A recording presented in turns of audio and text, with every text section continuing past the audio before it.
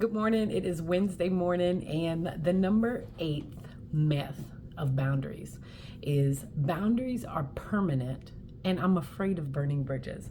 So I like this because sometimes when we put up boundaries, right, without knowledge, without understanding, and let's just say without grace, right, and mercy, we put up walls, right? And we feel like those are healthy boundaries, to where instead, when reading this book about boundaries, it really talks about using God's grace and mercy, but really putting up fences, right, that have gates that you can open and shut. You determine what comes in your space.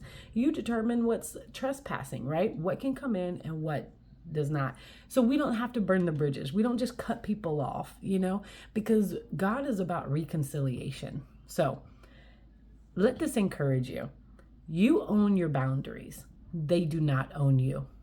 So depending on the situation, right, that you are in the circumstance that you're dealing with, when it requires boundaries, guess what? Yeah, in the beginning, maybe your boundaries were just a little bit tight. Well, depending on the situation, you're able to renegotiate the terms, right? You can change those boundaries to fit the situation, because maybe in the beginning it wasn't safe, and maybe later there was a change, there was a transformation in the other person or the situation, to where, okay, now it's a safer place, right? So we can shift through those boundaries and make them accommodate and more appropriate to the now situation, right? Again, you own your boundaries. They don't own you.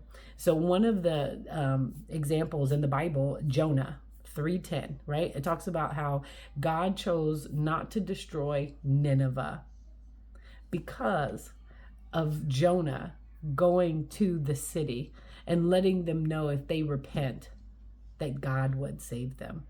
So God did not destroy them because they repented. So it's about timing, right?